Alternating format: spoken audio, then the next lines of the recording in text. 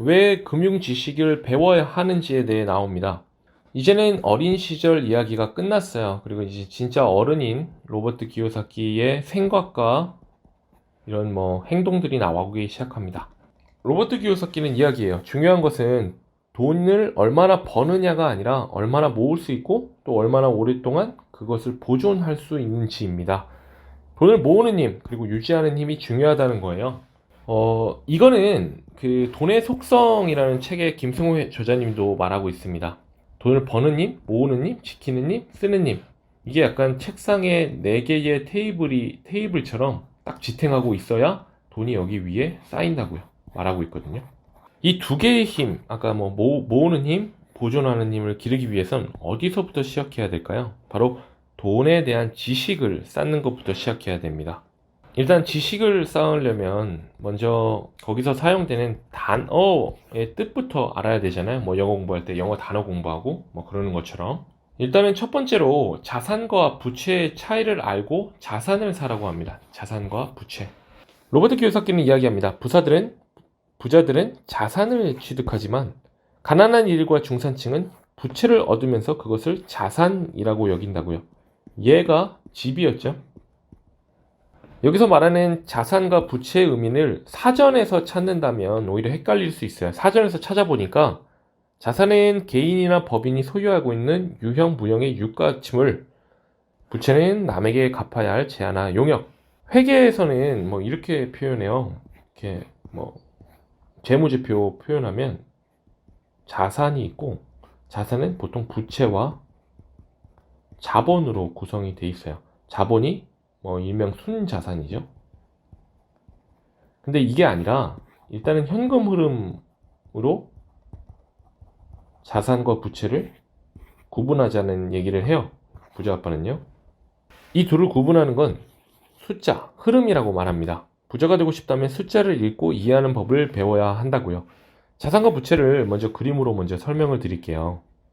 이게 자산입니다. 자산. 자산은 가지고 있으면 우리 지갑에 돈을 넣어주는 겁니다.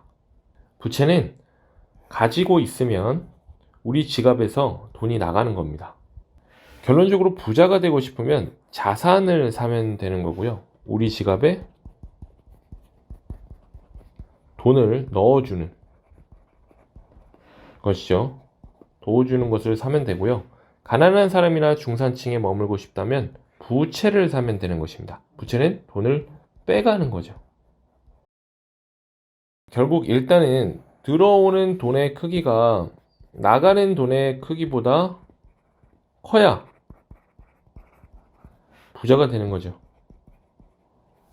금융분석에서 숫자를 읽는다는 것은 현금이 흘러가는 내용을 파악하는 데 있습니다. 현금 흐름이 중요하다는 얘기예요. 부자와 가난한이 그리고 중산층은 현금 흐름에서도 굉장히 많은 차이를 있어요. 이거는 이 책에서 되게 중요한 개념이니까 꼭 기억하셨으면 좋겠어요. 먼저 가난한 이들의 현금 흐름 패턴을 보시죠. 이렇게 돼요. 직장이 있고 급여가 있고 다 나갑니다. 다 나가요. 남는 거 없이 여러 가지로 다 나가요. 중산층의 현금 흐름은 이건데 급여가 들어와요. 근데 이게 부채로 인해서 지출이 발생해 가지고 다 나가요. 결국에 남는 게 없는 거는 가난한 이와 똑같은데 그 중간 과정이 조금 다른데 결국에 남는 거 없는 건 이제 가난한 이와 중산층도 똑같은 거죠. 이게 결국엔 가진 것으로 인해서 큰 부채가 발생해서 급여로 받은 돈의 대부분이 부채로 나가고 남은 돈으로 생활하게 되는 흐름인데 이게 되게 인상이 깊죠. 가진 것으로 인한 큰 부채 그리고 남는 돈이 없다. 이게 중산층의 현금 흐름, 대부분의 직장인일 것입니다. 마지막으로 부자들의 현금 흐름입니다.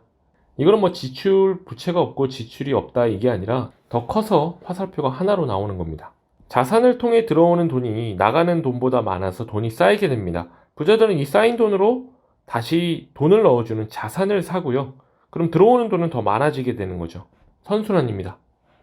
이어서 이야기해요. 로버트 기요사키는 여기서 쇠양실 레이스에 대해서 이야기합니다. 아까 쇠양실 레이스는 아까 나왔었죠? 돈이 들어오면 다 쓰고 다시 월급을 기다리고 돈이 들어오면 다시 다 쓰고 다시 돈을 기다리고 쳇바퀴에 갇혀 계속 달리는 쇠양실을 빗대어 표현한 것인데 이거예요. 수입이 늘면 그에 따라 부채도 늘고 그리고 지출도 늘어나는 거예요. 이게 쇠양실 레이스의 핵심이죠.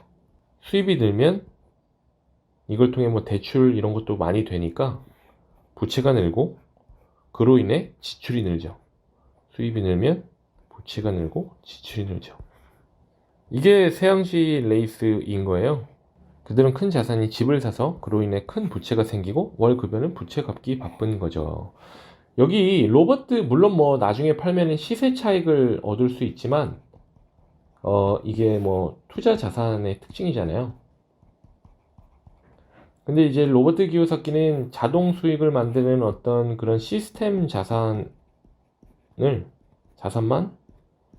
자산이라고 표현하고 있어요. 그러니까 로버트 기요사키는 자산과 부채를 구분하는 건 그냥 현금 흐름에 따라 다르니까 현금 흐름을 만들어줘야 자산이고 현금 흐름을 만들어주지 않으면 다 부채에 넣어버렸어요.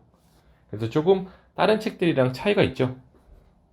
그리고 일단 뭐 소득이 늘면 저희가 수입이 월급이 늘면 소득세도 늘어나잖아요. 뭐 여기 이렇게 과세 표준 구간이 있는데 처음에 이제 이해하면은 6%로 봤는데 10억 초과가 되면 거의 반을 떼가요. 월급이 는다고 해서 남아있는 돈의 크기가 비례해서 올라가진 않아요. 소득세가 떼가는 게 많아가지고. 대부분의 사람들은 자신의 내적 지혜, 자신 안에 담긴 천재성을 믿지 않고 외부의 대중을 따릅니다. 남들이 모두 하기 때문에 자신도 따라하고요. 로버트 기요사키가 말하는 거예요. 의문을 품기보다는 무조건 수능을 하죠. 그게 편하잖아요. 그리고 모르잖아요. 모르니까 무조건 따라하는 거예요, 그냥. 남들이 하라는 분산 투자, 집을 자산으로 생각하고 가장 큰 투자처럼 생각하고 집을 빚이 많아질수록 세금 혜택을 받을 수 있다고 생각하고요. 부자 아빠는 자신이 사는 집을 부채라고 여겼고 가난한 아빠는 자산이라고 여겼습니다. 집이 클수록 지출은 늘어나고 현금 흐름은 지출을 통해 계속 밖으로 흘러갑니다. 그렇게 집은 부채라고 로버트 기요사키는 이야기하죠. 내가 하고 싶은 말은 자산과 부채의 차이점을 이해하라는 겁니다. 만약에 더 큰 집에 살고 싶다면 나는 무엇보다 먼저 현금 흐름을 생성할 수 있는 자산을 구입해서 주택 비용을 마련할 것입니다. 이 얘기가 무슨 얘기냐면 살고 싶은 집이 있으면 월세로 사는데 이 월세가 예를 들어 뭐 300만 원이에요. 그러면 이 300만 원 이상을 만들 수 있는 어떤 현금 흐름을 만들 수 있는 뭐 상가가 됐든 건물이 됐든 그런 자산을 산 다음에 현금 300만 원 이상의 현금 흐름을 만들면 월세 300만 원이 집에 살 수가 있는 거죠. 그러니까 현금 흐름만 집중하자는 거예요. 결론적으로 부자 아빠와 가난한 아빠의 재정 상태 차이입니다. 여기를 보면 가난한 아빠는요. 수입이 지출보다 작아요. 수입이 지출보다 작아요. 그리고 부채가 더 많아요. 그러니까 결국에 이로 인해서 이런 현금 흐름이 만들어지는 거예요. 부자 아빠는요. 수입이 지출보다 많습니다. 왜? 자산이 부채보다 많으니까요. 결국에 우리는 이게 목표가 돼야 돼요. 수입이 지출보다 많아야 하는 건 당연해요. 이건 어떻게 만드냐면 자산이 부채보다 많도록 구성을 하면 돼요. 가난한 아빠는 자산이 부채보다 적어서 지출이 수입보다 많고요. 부자 아빠는 이게 목표가 돼야 돼요. 저희는 자산이 부채보다 많아서 수입이 지출보다 많죠. 이런 현금 흐름을 통해 부자 아빠는 남는 돈을 다시 자산 부분에 재투자하고 더 부자가 되는 것입니다. 그러면서 해당 챕터의 마지막 조언을 합니다. 내가 지출을 늘리면서 지금 수준의 재산을 유지하고 싶다면 먼저 현금 흐름을 증가시켜야 됩니다. 그리고 다음 목표는 자산에서 비롯되는 초과 현금을 자산 부분에 재투자하게 되어야 합니다. 그래서 현금 흐름을 늘리고 남는 돈이 있다면 다시 자산을 사라. 이게 이 챕터의 조언이었죠.